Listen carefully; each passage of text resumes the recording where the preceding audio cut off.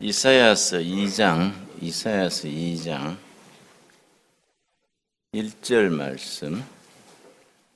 요 시간이 하루 중에 잠이 오는 시간입니다.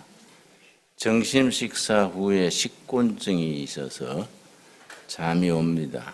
잠이 오는 게 정상이고 잠이 안 오는 사람은 좀 비정상입니다. 그래서 어떤 목사님들은 잠마귀 쫓아라. 나는 그렇게 생각 안 해요. 시편 112편인가 2절에 하나님이 사랑하시는 자에게 잠을 주시는도다. 잠이 오면 하나님이 사랑이 왔구나 생각하고 순종하시기 바랍니다. 그런데 두 가지 조심해야 돼요. 코를 골지 말아야 되고 옆에 사람에 기대지 말아야 됩니다. 자, 2장 1절. 아모스의 아들 이사야가 받은 바 유다와 예루살렘에 관한 말씀이라. 유다는 우리로 말하면 남한, 이스라엘은 북한입니다. 북이스라엘, 남유다. 로 갈라져서 서로 싸우다가 각자 망합니다. 통일을 이루지 못하고 북이스라엘은 아시리아에게 망하고 BC 722년, 남유다는 바벨론에 BC 587년에 망하는데 북이스라엘은 10지파가 뭉쳤으니까 훨씬 세력이 큽니다. 남유다는 유다지파와 벤야민 두 지파만 합쳤으니까 세력이 약합니다. 근데 훨씬 더 무력이 강한 북이스라엘이 먼저 망했습니다. 왜냐? 외교를 잘못했습니다. 외교를.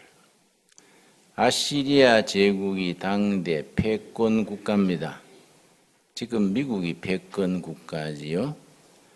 패권 국가인 아시리아에 대해서 북이스라엘은 강경 정책, 대결하는 정책, 반 아시리아 정책을 썼고 남유다는 자기들이 약한 줄을 알고 거기에 순응을 해서 거기에 속국 비슷하게 있으면서 자기 나라 체제를 유지를 했습니다. 그래서 150년을 더 버텼습니다. 그러다가 이제 바벨론에게 멸망했지요. 그러니까 이 본문 2절에 북이스라엘과 남유다에 대한 하나님의 말씀이라. 4절이 아주 중요한 내용입니다. 지금 우리 한반도에 그런 역사가 있어야겠지요. 4절. 그가 열방 사이에 판단하시며 많은 백성을 판결하시리니 무리가 그들의 칼을 쳐서 보습을 만들고 북한은 AK 소총 아주 세계적으로 유명한 소총입니다. 남한은 M16 소총을 쓰는데 평화시대가 와서 소총을 녹여서 호미괭이를 만든다. 그 말이죠. 다가오는 평화를 미리 예언합니다. 이 나라와 저 나라가 다시는 칼을 들고 서로 치지 아니하며 군사훈련을 중단한다는 겁니다. 서로 군사훈련 중단하고 칼부림 나는 전투가 중단된다. 요즘 미국도 한미 군사 훈련을 중단했지요. 한국에서 하는 군사 훈련도 당분간 중단하고 있습니다. 살펴보고 시원찮으면 다시 하면 되니까 그걸 가지고 너무 호들갑을 떠는 것 같아요. 아마 트럼프도 계산이 있겠지요. 떡 하나 주고 2개 받아 먹으면 되니까 미리 양보하는 척하고 노리는 게 있겠지요. 군사훈련을 중단한다. 특별히 B2인가 B-22인가 스텔라 폭격기, 핵무기 싣고 오는 폭격기는 괌에서 남한까지 왔다 가는데도 70억 든대요. 굉장한 돈이 들지요. 그래, 그걸 우리가 중단하겠다. 그럼 북한에서 거기에 대한 반대 급부로 뭐이 나오겠지요. 그래서 문재인 대통령하고 김정은하고 회담할 때 휴전선이 이쪽 저쪽 4km입니다. 전쟁 딱 휴전하면서 서로 4km씩 뒤로 물러났지요. 이 8km지요. 8km 벌써 휴전한 지가 1953년 7월 27일 낮 12시로 휴전됐으니까 지금 벌써 몇 년입니까? 그동안에 그 20리 4km에 사람이 안 다녀서 짐승들의 낙원이요. 그래서 거기는 아주 세계적인 생태학자들의 관심의 대상입니다. 숲에 벌써 53년이니까 몇 년 됐습니까? 그동안 사람들이 가끔 간첩이나 오고 가고 했지 아무도 안 왔으니까 생태계가 어떻게 됐을까? 그 세계 환경학자들이 거기에 그렇게 탐을 냅니다. 그걸 조사를 해서 생태계를 파악하려고. 그러니까 우리가 통일이 돼도 그 지역은 국제 공원으로 보존하자. 그런 얘기를 합니다. 그래서 서로 이제 그 44km인데 서로 총을 맞대고 있었죠, 포를. 근데 이걸 이번에 서로 협의해서 다시 4km를 물린다는 거지요. 앞으로 전쟁을 하지 말자는 의미로 더 물려서 서로 전쟁하지 않도록 하자. 그렇게 하면서도 또 만일의 경우는 다 대비를 하겠지요. 그래서 이 4장, 2장 4절이 굉장히 중요합니다. 앞으로 지구 공동체가 서로 군사 훈련을 중단하고 무기를 탱크를 녹여서 포크레인 만들고 소총을 녹여서 호미를 만드는 시대. 그 이사야 선지의 비전이지요. 그런 비전을 꿈을 꾸는 겁니다. 4절 우리 한번 같이 읽겠습니다. 그가 열방 사이에 판단하시며 많은 백성을 판결하시리니 무리가 그들의 칼을 쳐서 보습을 만들고 그들의 창을 쳐서 낫을 만들 것이며 이 나라와 저 나라가 다시는 칼을 들고 서로 치지 아니하며 다시는 전쟁을 연습하지 아니하리라. 그런 이사야 선지의 예언이 우리 땅에서 이루어질 수 있기를 바랍니다. 이사야가 그런 비전, 영적 상상력이 넘치는 예언자인데 11장에서 다시 얘기합니다. 이사야 11장. 이사야 11장이 영적 상상력과 영감이 넘치는 위대한 예언자가 이사야입니다. 11장 전체가 영적 상상력, 영감에 엑기스입니다. 이사야서 전체가 그런 영적 상상력, 비전의 엑기스지만은 11장이 크라이막스입니다. 11장. 이새의 줄기에서, 이새는 다윗 왕의 아버지니까 이새의 줄기라 말하면 다윗 왕가의 정통성, 우리나라 조선조가 전주, 이시, 조선조 쭉 나오지요. 이새의 줄기에서 다윗 이스라엘의 정통성 다윗 왕가에서 한 싹이 나며 그 싹은 오실 메시아 그리스도에 대한 상징이지요. 근데 우리가 성경 읽으면서 꼭 관심 가져야 하는 것이 유대인들이 기다리던 메시아하고 성경이 일러주는 우리 크리스찬들이 생각하는 메시아가 관점이 다릅니다. 유대인들은 메시아를 슈퍼스타, 다윗과 솔로몬, 모세 합친 위대한 장군이 100말 타고 100만 대군을 거느리고 와서 이스라엘을 세계 제국으로 만드는 그런 하나님의 나라를 꿈꿨는데 성경은 싹이 난다. 싹은 참 보잘것없지 않습니까? 그런데 싹인 생명이 있는 거지요. 싹은 미래가 있는 거지요. 세월이 갈수록 자라는 겁니다. 그래서 싹으로, 그 싹이 메시아의 상징입니다. 메시아. 그래서 성경 전체 흐름이 중요한 역사적인 전환기, 역사적으로 아주 중요한 시기에는 아기가 태어납니다. 아기가 싹이지요, 싹. 모세 아기가 태어나고, 사무엘 아기가 태어나고, 세례 요한이 태어나고, 아기 예수가 태어나고.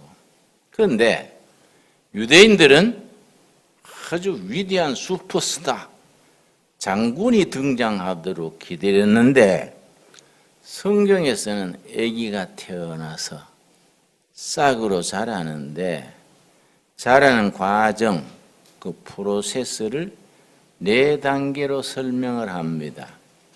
이걸 우리가 영적인 감수성을 가지고 잘 흡수를 해야 교회 문제, 나라 문제, 우리 자신의 문제가 잘 풀려갑니다.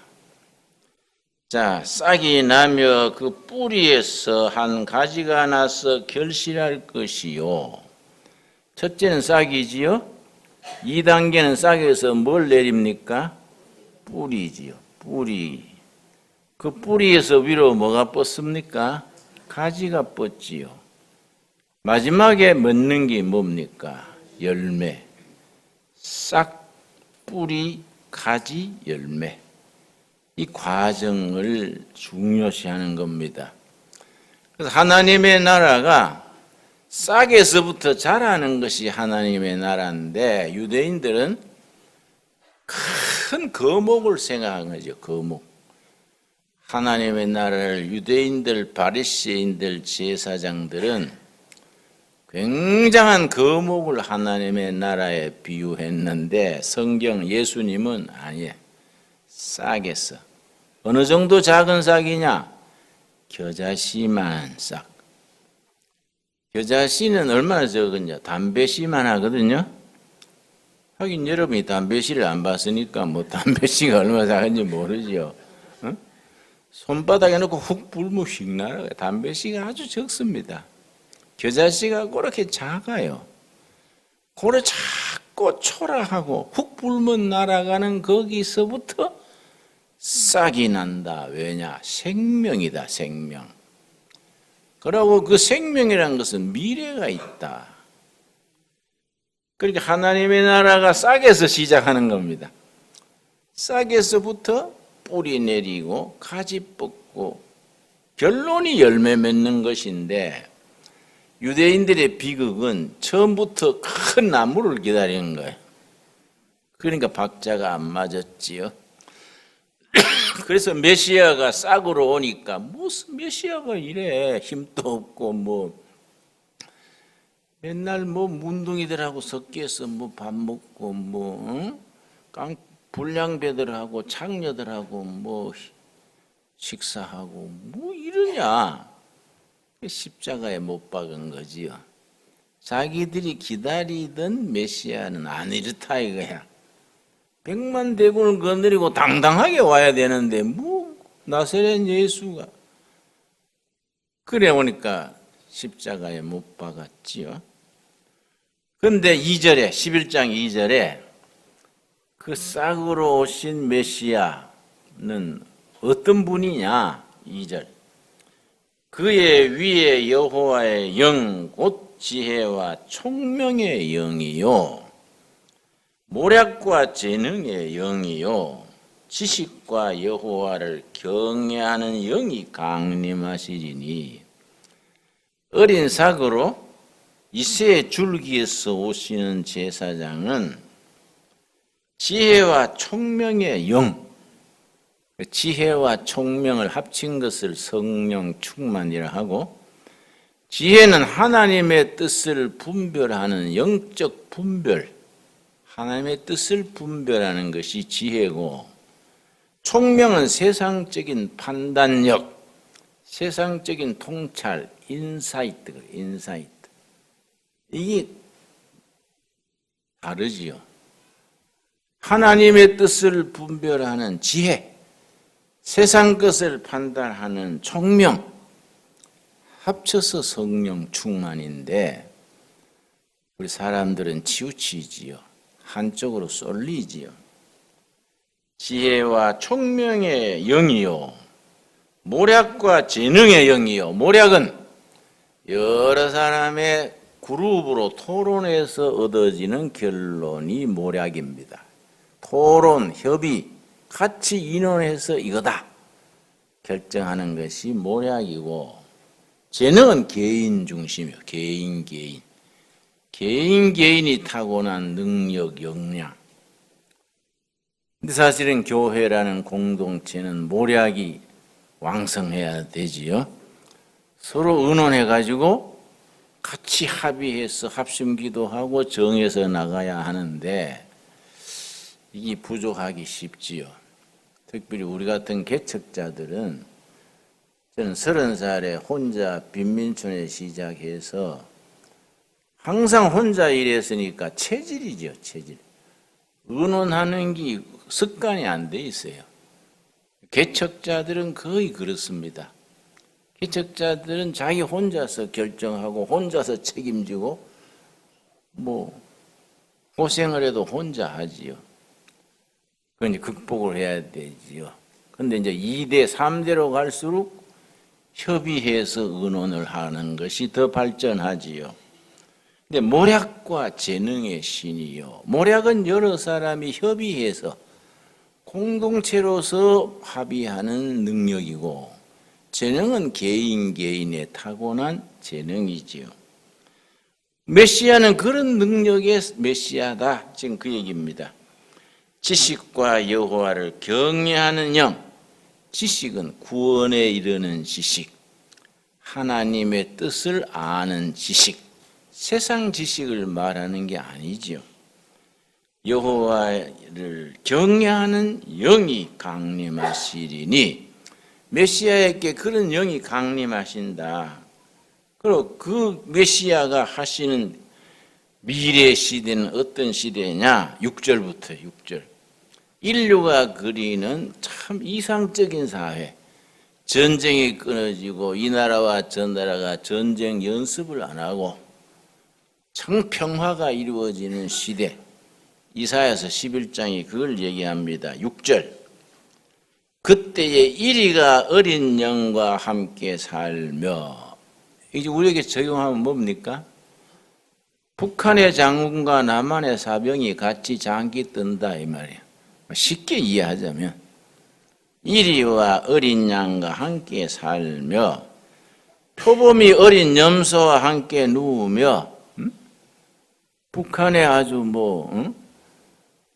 원자탄 만들던 유명한 그런 사람들이 남한의 아이들하고 같이 서로 잔치하고 그 평화의 시대를 말하는 겁니다. 송아지와 어린 사자와 살찐 짐승이 함께 있어 어린아이에게 끌리며 암소와 곰이 함께 먹으며 그것들의 새끼가 함께 엎드리며 사자가 소처럼 풀을 먹을 것이며 다가오는 평화의 시대, 평화로운 통일한국 시대. 이스라엘은 남북 이스라엘과 남유다가 없어지고 한 나라로서 평화를 구가하는 시대. 그 시대를 이사야 선지가 미리 보는 겁니다. 그걸 미리 선포하는 거예요. 그 사람들이 각기 망했다가 또 나중에 엎치락 뒤치락 하다가 AD 70년에 로마에 의해서 완전히 멸망했습니다. 완전히 멸망한 뒤에 다시 일어난 게 1948년 5월 13일. 우리는 48년 8월 15일이지요. 우리보다 석 달 앞서서 나라를 세웠는데 그때 나라 세울 때에 초대 수상으로 나라 세우는데 선포한 사람이 신생 독립국가 이스라엘을 건국합니다. 박수치고 했는 그 사람이 벤구리온이야. 벤구리온. 소련에서 피난민으로 온 사람인데 아주 학위도 없고 무식한 사람인데 굉장히 통찰력이 있었어요. 그 벤구리온이 이스라엘 나라를 선포를 1948년 5월 13일에 선포하면서 딴거 안 했어요.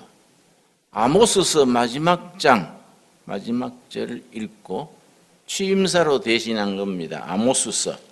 수백 년 전에, 수천 년 전에 자기 조상 아모스 선지가 선포했던 예언자의 말씀을 국가 선포하는 선언식으로 읽은 겁니다. 요엘서 다음에 아모스지요. 아모스.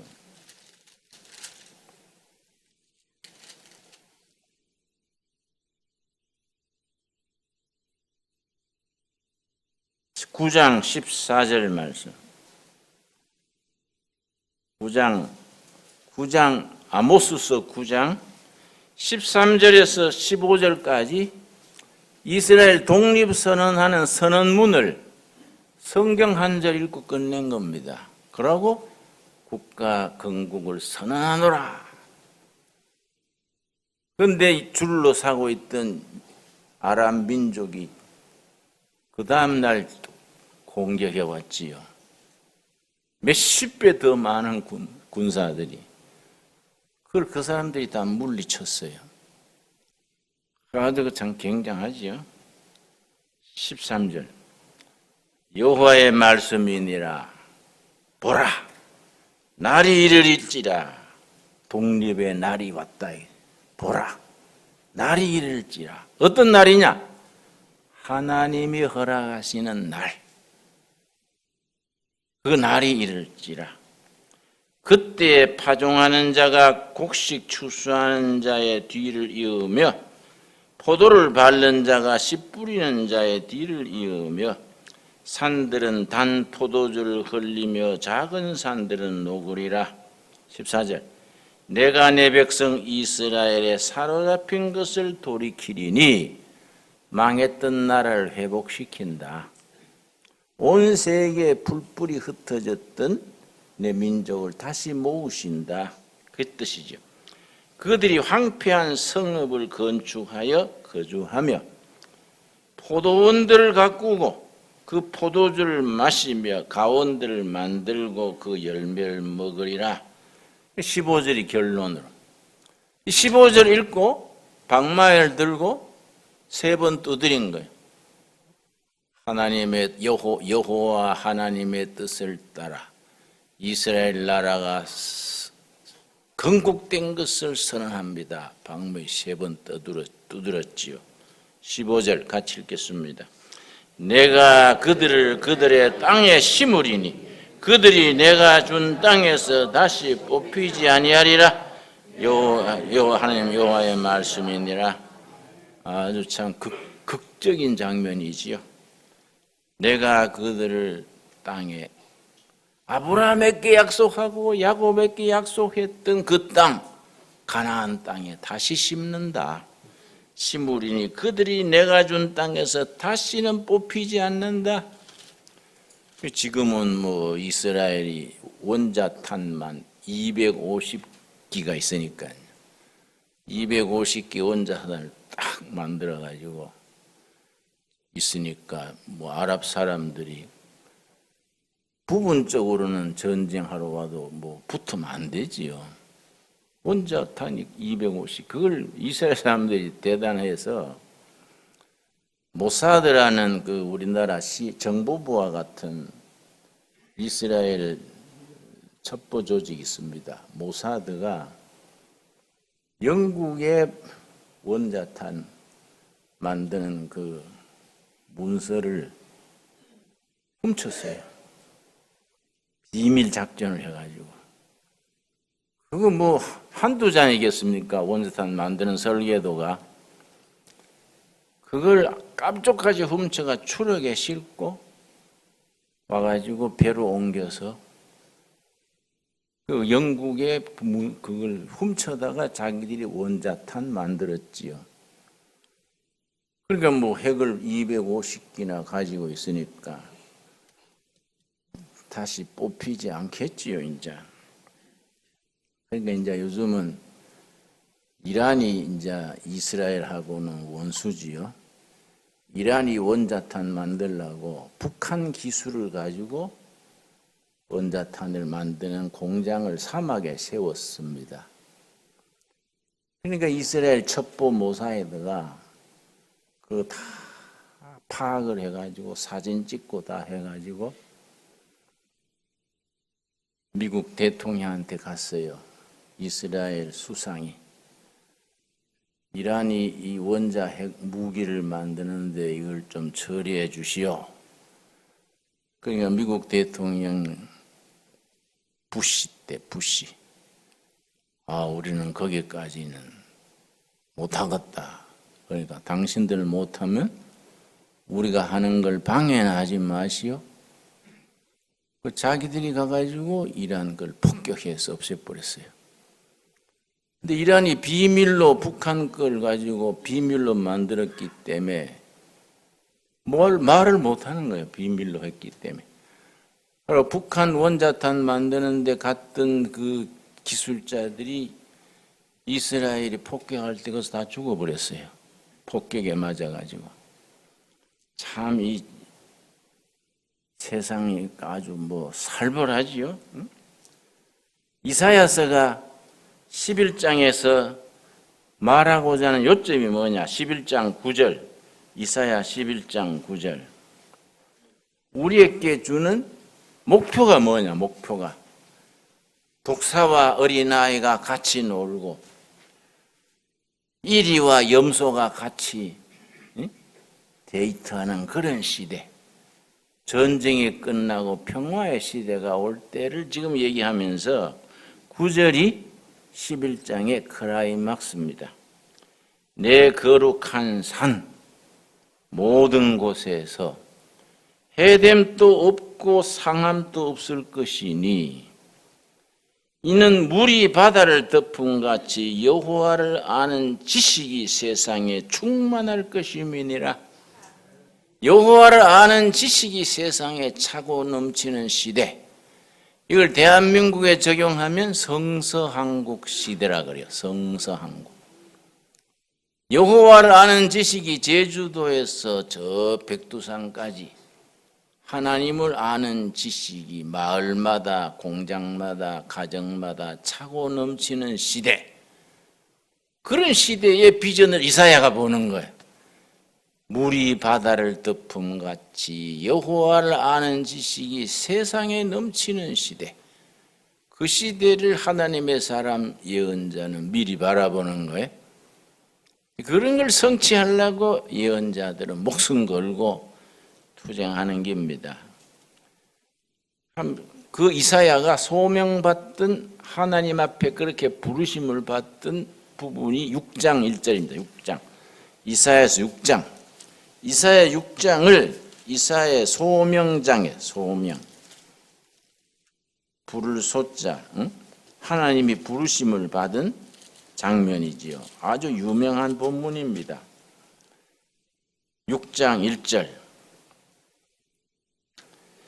우시야 왕이 죽던 해 이사야 선지는 왕 4명을 거쳤습니다. 이사야가 오랫동안 예언 활동을 했는데 그 4명의 왕을 거쳤는데 그 중에 우시야 왕이 죽던 해에 내가 본 적 주께서 높이 들린 보좌에 앉으셨는데 그의 옷자락은 성전에 가득하였고 청년 20대 청년 이사야가 예루살렘 성전에 가서 지금 성전에서 묵상하는 겁니다. 2절. 서랍들이 모시고 섰는데 각기 6날개가 있어 하나님을 보좌하는 서랍 천사를 얘기하지요. 날개가 6이란 말은 못 가는 곳이 없다 그 말입니다. 날개가 6이니까 어디니 다 간다. 눈이 많다 그런 표현은 못 보시는 것이 없다. 하나님께서는 못 보시는 것이 없고 눈이 많고 날개가 몇 개라고요? 6개. 못 가시는 곳이 없다. 그걸 상징적으로 그렇게 표현하는 겁니다. 그 둘로는 자기의 얼굴을 가리었고 그 둘로는 자기의 발을 가리었고 둘로는 날며 서로 불러 이르되 거룩하다 거룩하다 거룩하다. 만군의 여호와여 그의 영광이 온 땅에 충만하도다. 이사야서의 총 주제가 거룩입니다. 거룩하신 하나님의 거룩한 역사. 그래서 이사야서에 우리들의 생활에 적용을 하면 거룩한 하나님을 따라서 거룩하게 사는 삶. 거룩하게 사는 사람은 뭐이냐? 하나님과 동행하는 삶. 이게 이사야서의 주제입니다. 이사야서는 66장 전체가 거룩하신 하나님을 모시고 하나님과 동행하는 거룩한 생활. 이 이사야서의 주제지요. 우리가 날마다 거룩을 향해서 진보가 이루어지기를 바랍니다. 자, 4절. 이같이 화답하는 자의 소리로 말미암아 문지방에 터가 요동하며 성전에 연기가 가득한지라. 성경에서 연기라는 것은 하나님의 임재를 말합니다. 하나님의 임재. 연기가 가득하다. 성전에 하나님의 영광이 머무셨다. 하나님 그 성전에 거룩하신 하나님이 그 임재하시는 형상을 그렇게 표현합니다. 5절. 그때에 내가 말하되 화로다 나여 망하게 되었도다. 나는 입술이 부정한 사람이요 나는 입술이 부정한 백성 중에 거주하면서 만군의 여호와이신 왕을 배웠음이라 하였더라. 구약의 전통에 이스라엘 전통에 하나님을 직접 대하면 죽는 걸로 되어 있습니다. 이 내가 망했네. 이 죄 많은 내가 살아계신 거룩하신 하나님을 만났으니 내가 죽겠다. 그 얘기지요. 6절. 그때 서랍 중에 하나가 부젓가락으로 제단에서 집은 바 핀수출 손에 가지고 내게로 날아와서 세상에서 부정탄 입, 이 입이 거룩하지 못한 입을 천사가 성전에 있는 제단의 숯불로 부젓가락으로 입을 태우는 거예요. 이사야 소명의 핵심이 성전 그 숯불로 입술을 찢으면서 그 다음에 세우시는 겁니다. 하나님의 말씀을 선포하는데 부정탄 입으로 선포할 수 없다. 부적가라고 입을 찢는 데서 소명이 시작됩니다.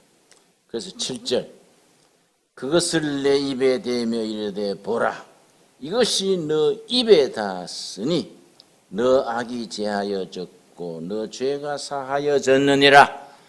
입으로 지은 죄 몸으로 쌓은 허물을 성령의 불로 다 제하시는 은혜를 입게 바랍니다. 이 성령의 불이 우리 입술의 허물, 몸으로 산 허물을 다 태우셔서 거룩한 몸으로 변화시키는 거예요. 그래서 7절, 8절이 이사의 소명의 크라이막스지요.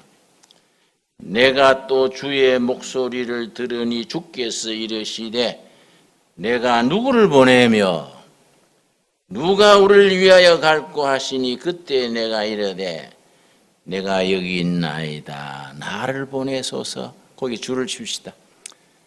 하나님께서 누구를 보낼고 왜 우리라 그랬습니까?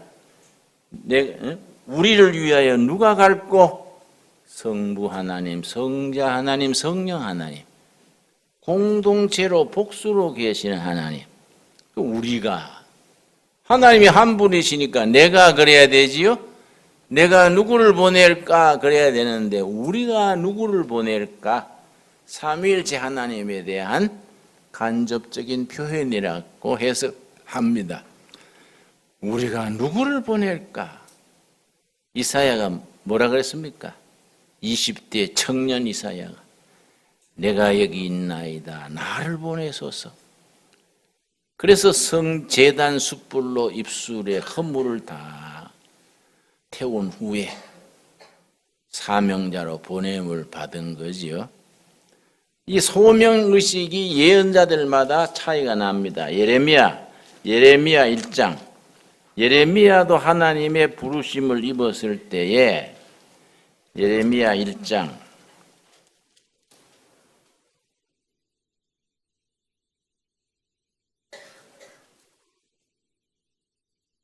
8절 말씀. 너는 그들 때문에 두려워하지 말라. 내가 너와 함께하여 너를 구원하리라. 나 여호와의 말이니라 하시고 9절이 예레미야를 뽑아서 보내실 때 하나님의 말씀입니다. 굉장히 중요합니다. 9절 여호와께서 그의 손을 내밀어 내 입에 대시며 하나님의 말씀을 선포하니까 이사야도 예레미야도 하나님의 손을 예레미야 입에 대시며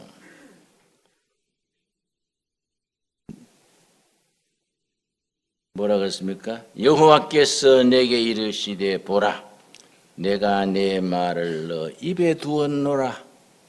설교자가 참 심각하지요. 하나님께서 그 입에 손을 대시고 내 말을 너 입에 두었노라. 그게 예언자거든요. 하나님의 말씀을 대변하는 대변자지요. 그러고서는 10절. 이 10절을 잘 읽어야 됩니다. 하나님의 사람들이 세상 운동권과 뭐이 다르냐? 지금 우리나라는 운동권 출신들이 나라를 주도하고 있지요. 그런데 하나님의 사람들이 그걸 대처를 해야 돼요. 뭐이 다르냐? 10절에 나옵니다. 보라, 내가 오늘 너를 여러 나라와 여러 왕국 위에 세워 너가 그것들을 첫째 뭡니까? 뽑고 둘째 파괴하며 파멸하며 넘어뜨리며 거기까지가 운동권들의 체질입니다. 뽑고 무너뜨리고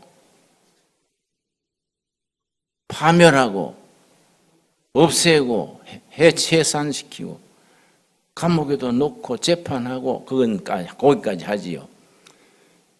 중요한 건 무너뜨리는 게 중요한 게 아니지요.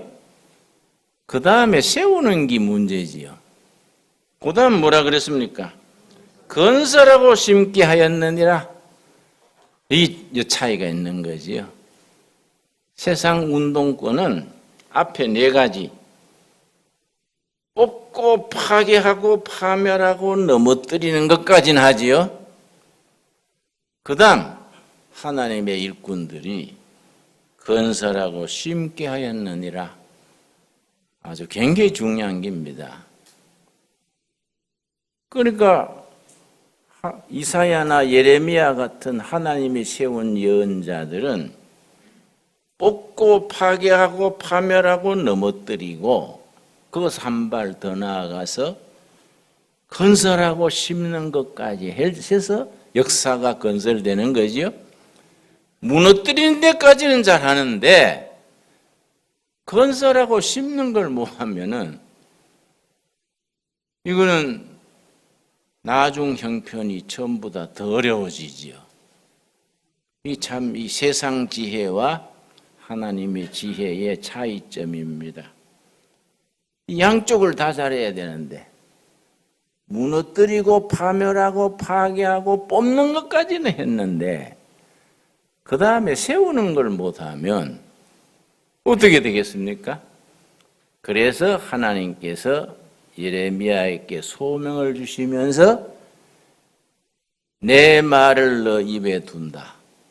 이 말을 가지고 너는 뽑고 파괴하고 파멸하고 무너뜨리고 거기서 멈추면 안 된다. 그 다음 두 가지 뭐 했습니까? 건설하고 심어라. 건설하고 심어라. 건설해서 심는 미래지요. 뽑고 파멸하고 무너뜨리는 건 지금까지인 걸 허물어뜨리는 거지요. 중요한 것은 심고 건설하는 그 다음 미래지요. 이 참 중요한 얘기지요. 거기까지 나가야 영적인 지혜고 하나님의 지혜인데 거기까지 못 나가니까 우리 교회들이 기도로 그걸 중복 기도를 해야지요. 이 참 중요한 겁니다. 이런 것들이. 에스겔은 어떻게 소명받았습니까? 에스겔 1장, 에스겔까지 보고 예언자들이 소명받는 장면들이 첫 장에 나옵니다. 첫 부분에 다 나옵니다. 에스겔 1장. 30째 해 넷째 달 초닷새에 에스겔이 25살에 포로로 끌려갔습니다. 5년간 포로 수용소에서 노동하면서 그냥 희망 없는 날을 보냈는데 몇 살 때? 30살 때. 에스겔이 5년 뒤에 30살 됐을 때 하나님의 말씀이 포로 수용소에 있는 에스겔에게 임한 거야. 30째 해 넷째 달 초닷새에 내가 그발강가 사로잡힌 자 중에 있을 때에 서울 한강으로 말하면 고수부지 같은 강가의 그 부지에 포로 수용소 캠프가 쫙 있는 겁니다. 거기에 이제 에스겔도 노예로서 5년간 지냈지요. 그런데 하늘이 열리며 하나님의 모습이 내게 보이니 동서남북이 다 막혔는데 어떤 제국도 어떤 권력자도 누구도 막지 못하는 길, 무슨 길이 있습니까? 하늘길을 누가 막습니까? 어느 제국이 어느 강국이 뭐의 하늘을 막을 수 있습니까? 하늘이 열린 거예요. 동서남북이 다 막혔는데 하늘이 열리는 거예요. 우리 크리스찬들이 왜 힘이 있느냐? 세상 줄 다 끊어져도 하늘 줄 잡지 않았습니까? 그렇지요? 이게 우리의 특기요, 특기. 하늘 줄 잡고 다시 재기하는 거지요. 하늘이 열리며 하나님의 모습이 열린 하늘에서 보인 거예요. 보이며 2절 여호야긴 왕에 사로잡힌 지 5년 그달 초닷새라. 그때 잡혀서 같이 끌려온 왕이 여호야긴 왕. 그러니까 바벨론 느부갓네살이 왕도 끌고 오고 다른 왕의 친척을 또 후계 왕으로 세웠는데 그때 에스겔도 같이 끌려온 거지요. 5년 뒤에 왕한테 하나님의 말씀이 임한 게 아니에요. 청년 에스겔에게. 그 시대에 하나님께서 난다 긴다는 사람들 중에 세 사람의 하나님의 사람을 세웠어요. 그 성경의 역사, 성령의 역사는 그 세 사람을 통해서 이어져 가는 겁니다. 다니엘, 왕궁의 다니엘, 포로 다니엘, 예루살렘 본국의 예레미야, 포로 수용소의 누굽니까? 에스겔. 그 시대에 쓰신 하나님의 삼박자예요. 포로 수용소의 에스겔, 셋 다 20대를 지나 30대는 포로 수용소의 에스겔, 예레미야 이스라엘 본국에 남겨놓은 누구라고요? 예레미야. 왕궁에서 성공해가지고 재상의 자리에 올랐는 누굽니까? 다니엘. 하나님의 역사는 그 사람 셋만 남아 있는 거예요. 그 당시에 왕이고 장군이고 학자고 다 사라졌는데 세 사람을 하나님이 그걸 역사의 그루터기 그래요. 그루터기. 그 그루터기를 상대로 새로운 잎사귀 나고 새 역사를 일으키는 겁니다. 그래서 3절 갈대아 땅 그발강. 갈대아 땅은 바벨론의 근거지가 갈대아 땅. 지금 이락입니다. 이락이 갈대아 땅 바벨론이고 이란은 페르시아입니다. 페르시아. 그 근거지가 다르지요. 그러니까 페르시아는 이란 중심으로 뻗은 나라고 바벨론은 이락 쿠웨이트 중심으로 뻗은 나라지요. 갈대아 땅 그발 강가에서 여호와의 말씀이 부시 아들 제사장 에스겔에게 특별히 임하고 똑같은 말씀이지요. 이사야도 하나님의 말씀이 임했고 예레미야도 말씀이 임해서 입에 손을 대고 내 말을 가지고 파괴하고 뽑고 파멸하고 무너뜨리고 그다음 뭡니까? 건설하고 세워라. 에스겔에게도 하나님의 말씀이 에스겔에게 열린 하늘로 임해서 임하고 여호와의 권능이 내 위에 있으니라. 우리 시대에 우리가 재물도 필요하고 직업도 필요하고 지식도 필요하고 집도 사야 되고 해야 될 일 많지요. 가장 중요한 우선순위 제1번 하나님의 말씀이 우리에게 임할 수 있기를 바랍니다. 어디로부터 임합니까? 열린 하늘로부터.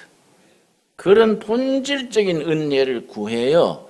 응답받는 우리 되기 바랍니다. 기도합시다. 하나님 감사합니다. 청년 이사야가 예루살렘 성전에서 거룩하신 하나님이 제단 숯불로 입술의 허물과 죄를 다 태우시고 우리가 누구를 보낼까 했을 때에 이사야가 나를 보내소서 내가 여기 있나이다. 우리에게 주시는 말씀으로 받을 수 있게 하여 주시옵소서. 우리가 직업서든지 목회든지 가정에서든지 마을에서든지 어느 때든지 여호와의 성령의 불이 우리 심령을 태우시고 허물을 사하시고 내가 누구를 보낼까? 주여 내가 여기 있나이다. 나를 보내소서. 네가 내 말씀을 가지고 뽑고 파괴하고 파멸하고 무너뜨리고 그러고 건설하고 세워라. 말씀에 순종케 하옵소서. 예수님 이름 받들어 기도드렸사옵나이다. 아멘.